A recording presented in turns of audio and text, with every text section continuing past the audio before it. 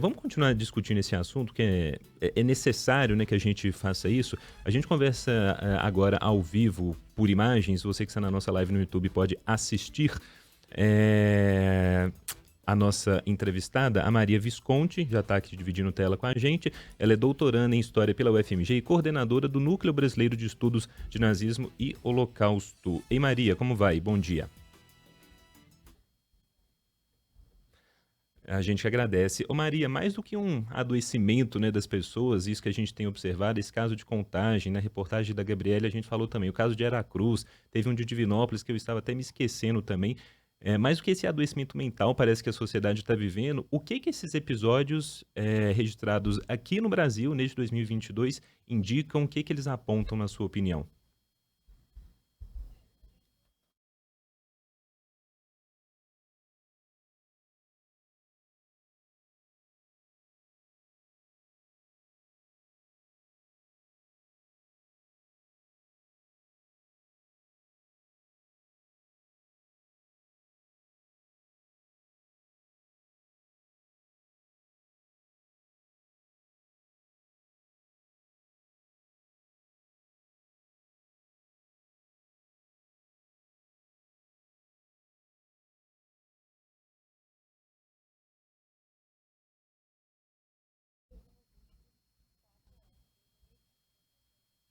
Isso tem um porquê ou a eleição? Isso a gente está falando desse cenário brasileiro, né, que com a chegada de um líder de extrema direita, que foi o presidente Jair Bolsonaro. Isso é o que explica ou é só mais um fator que explica outros motivos que você consegue apontar?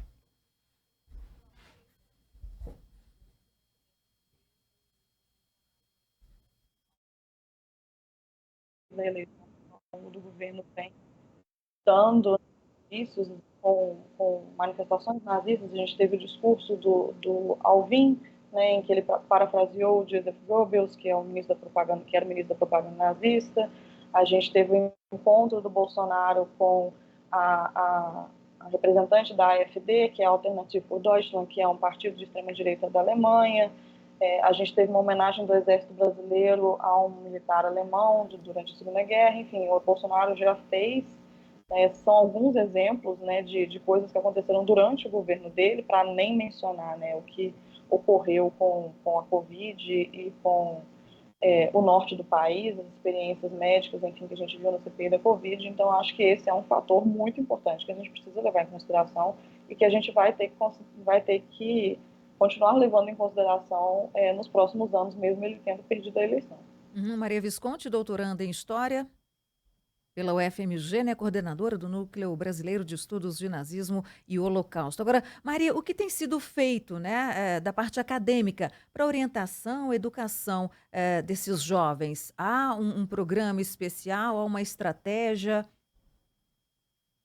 Bom, assim, uma das coisas que é importante a gente falar é que a gente não fala muito sobre nazismo e sobre o Holocausto no nosso currículo educacional, né? Na educação básica a gente não tem esse assunto. Ele é basicamente visto durante a Segunda Guerra Mundial, ele é passado, né? Não é nada abordado com muita profundidade, e eu acho que isso vai ter que ser uma coisa que vai ter que ser tratada nos próximos anos. A gente vai ter que ter uma reforma no nosso currículo da educação básica, mas no âmbito acadêmico, a gente tem, bom, falando por mim, né, pelo núcleo do qual eu sou uma das coordenadoras, o nosso trabalho além de acadêmico, né, a gente promove eventos acadêmicos que estão disponíveis gratuitamente no YouTube, onde a gente tem pesquisadores que falam sobre o assunto, mas a gente também se importa muito com essa chave da história pública, né? Então, uma das nossas frentes de trabalho mais importantes é a divulgação científica.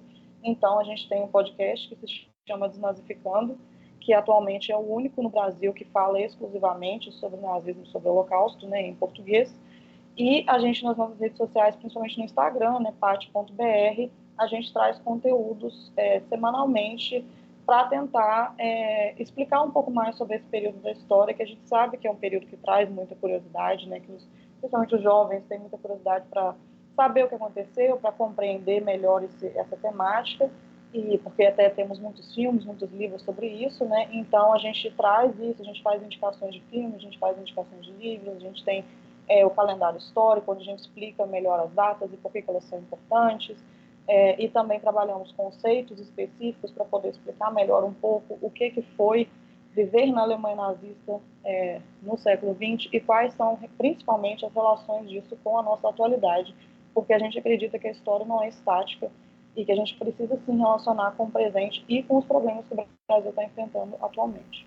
Ô Maria, a gente falou desses casos um pouco mais recentes aqui em Minas Gerais, mas eu estou me lembrando aqui durante a campanha também de episódios absurdos de referência também aí ao nazismo. Uma professora no Paraná que fez o Heil Hitler, os manifestantes em Santa Catarina também perfilados como que uma grande parada nazista. Então, assim, é uma desconexão tão grande dessas pessoas com a história. O porquê de episódios assim acontecerem? O que você enxerga assim nesses episódios?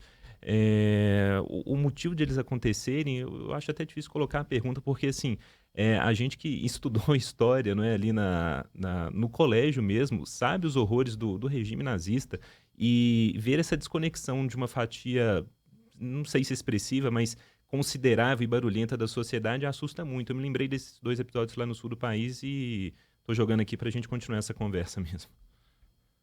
Eu acho que uma coisa que, assim, sem responder a sua pergunta, mas respondendo, acho que é importante a gente parar também de achar que essas pessoas são uma minoria ou que elas são, falando uma expressão bem ruim, mas que elas são doidas, assim, que elas são malucas, assim, porque o que eu vi muito na época, por exemplo, da manifestação dos 300, né, da Sarah Winter, era que assim, os 300 não são nem 300, não são nem 100 pessoas, lá as pessoas doidas andando pela rua falando essas coisas e tal. E enquanto a gente está desconsiderando esses grupos, né, falando que eles não são nada demais, que eles são doidos e tudo mais, a gente está dando espaço para eles se organizarem, se mobilizarem, né? Sim. E infelizmente é isso que tem acontecido. Então acho que um primeiro passo é levar isso a sério, né? A levar essas manifestações a sério, levar essas declarações a sério, para poder entender que isso é um problema, de fato, que a gente está tendo um problema, sim, com essas manifestações nazistas no Brasil. E aí, em segundo lugar, vem essa questão que eu acho que é educacional, que tem esse distanciamento, por um lado, um distanciamento muito grande do que aconteceu no regime nazista, né? A gente pensa que isso é um problema da Alemanha, um problema europeu, que não nos afeta enquanto brasileiros, enquanto sul global, digamos assim, né? Que não tem nada a ver com a gente.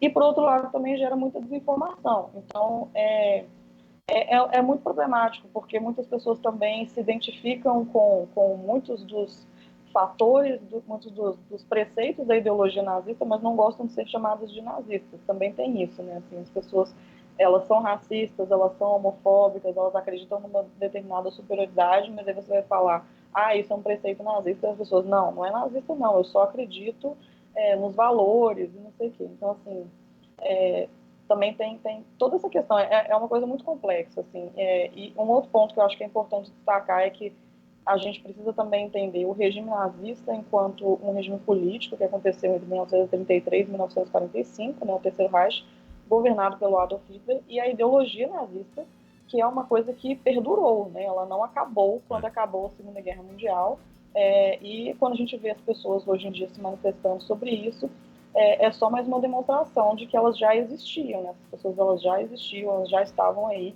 só que agora, como a gente falou antes, né, elas se sentem mais legitimadas e com mais coragem de falar isso a olhos vistos, assim, abertamente. Ô Maria, para a gente terminar aqui por causa do nosso tempo, tem literatura que discorre sobre papel da imprensa nesses casos? Porque eu, enquanto jornalista, responsável por redação, fico pensando muito nisso. Por exemplo, o caso de Contagem, claro que é importante a gente falar que foi um caso de vandalismo na escola, mas assim, até que ponto a publicização desses conteúdos também não envaidece essas pessoas, por exemplo? Você vê relação nisso ou estou falando bobagem? Perfeito. Eu acho que o jornalismo tem um papel muito importante para poder nomear as coisas tal qual elas são, né? Então, por exemplo, ontem eu dei uma entrevista em que me perguntaram, mas e o papel dos pais, né? A educação que os pais dão para essas crianças e tudo mais. Bom, quando o pai te dá um exemplar do Minha Luta, né? O livro do Adolf Hitler, não tem como a gente culpar o professor e a educação brasileira, né? Então, assim, o jornalismo tem esse papel muito importante de informar as pessoas, de falar o que aconteceu, né, o que foi, explicar, dar o nome, falar, olha, isso foi uma manifestação nazista, sim, né? E a gente, enquanto sociedade, tem responsabilidade. O que, infelizmente, acontece é que o jornalismo, muitas vezes, lógico que não dá para a gente generalizar, mas muitas vezes diminui essas ações, né?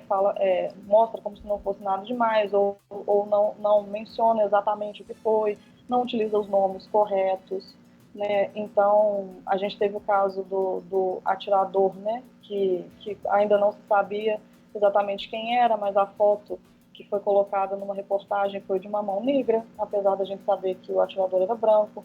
Então, o jornalismo tem essa responsabilidade nesse ponto, assim, né, de que informação está sendo passada para as pessoas, e aí qual as conclusões que as pessoas vão ter sobre essas informações. São 10 horas, faltando 15 segundos para as 10. A gente conversou aqui com a doutoranda em História pela UFMG, coordenadora do Núcleo Brasileiro de Estudos de Nazismo e Holocausto, a Maria Visconti. Maria, obrigado, viu, pela conversa, pela disponibilidade. Obrigada, tchau, tchau. Tchau, tchau. 10 horas.